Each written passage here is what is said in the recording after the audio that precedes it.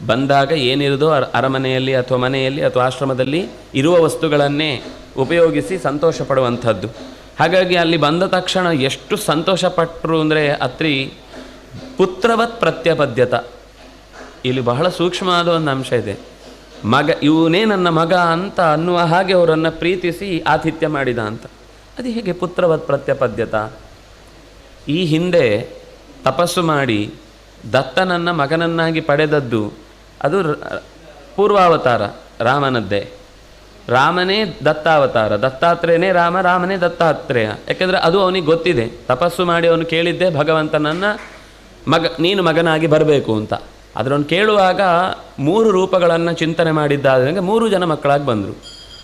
ರುದ್ರಗತವಾದ ರುದ್ರರೂಪ, ಚತುರ್ಮುಖಗತವಾದ ಚತುರ್ಮುಖ ರೂಪ, ಪರಮಾತ್ಮನನ್ನು ಸೇರಿ ಪ್ರಾರ್ಥನೆ ಮಾಡಿದ್ದ. ಅಂದರೆ ಸೃಷ್ಟಿಸ್ಥಿತಿ ಲಯಕ್ಕೆ ನಿಯಾಮಕವಾದಂತಹ ಭಗವದ್ ರೂಪಗಳನ್ನು ಉಪಾಸನೆ ಮಾಡಿದ್ದಾದ್ರಿಂದಾಗಿ ಸೃಷ್ಟಿಗೂ ಲಯಕ್ಕೂ ಸಂಬಂಧಪಟ್ಟ ಚತುರ್ಮುಖವಾಯು ರುದ್ರದೇವನೂ ಅಲ್ಲಿ ಬಂದು ನಿಂತು ನಾವೆಲ್ಲರೂ ನಿನ್ನ ಮಕ್ಕಳಾಗಿ ಬರ್ತೇವೆ ಅಂತಂದರು.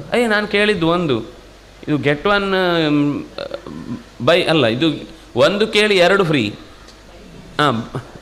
ಬೈ 1 ಗೆಟ್ 2 ಈ ಎಕ್ಸ್ಟ್ರಾ ಬಂತಲ್ವಾ ಅಂತ. ಅದಕ್ಕೆ ಅವನು ಹೇಳ್ತಾನೆ, ನೀನು ಪ್ರಾರ್ಥಿಸಿದ ನನ್ನನ್ನೊಬ್ಬನ್ನೇ ಆದರೂ ಆ ಸೃಷ್ಟಿಸ್ಥಿತಿ 3 ಕ್ರಿಯೆಗಳಿಗೆ ಕಾರಣವಾದ ರೂಪವನ್ನು ಚಿಂತಿಸಿದ್ರಿಂದಾಗಿ ನಾನೊಬ್ಬನೇ ಪ್ರತ್ಯೇಕವಾಗಿ ರುದ್ರ ಅನ್ನುವ ನನ್ನ ರೂಪ ಯಾವತ್ತೂ ಸಂಹಾರ ಮಾಡಲ್ಲ.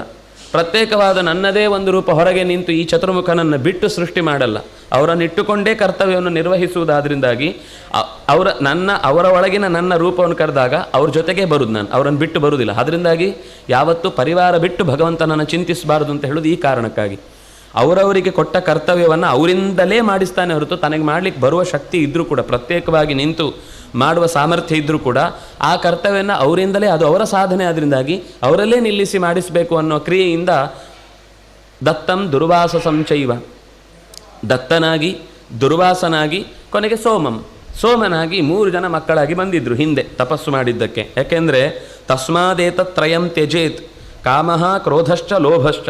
ಕಾಮಕ್ರೋಧ ಲೋಭ ಅನ್ನುವ 3 ನಿರಂತರ ಬಿಟ್ಟಿದ್ದಾದ್ರಿಂದಾಗಿ ಆ ತ್ರೀಯನ್ನು ಬಿಟ್ಟಿದ್ದ. ಅದರಿಂದ ಅವನನ್ನು ಅತ್ರಿ ಅಂತ ಕರೆದಿದ್ರು. ಹಾಗಾಗಿ ಅವನು 3 ಬಿಟ್ಟಿದ್ರಿಂದ ಭಗವಂತ ಅವನ ಹೊಟ್ಟೆಯಲ್ಲಿ ಮಗನಾಗಿ ಉದಿಸಿದ್ದ.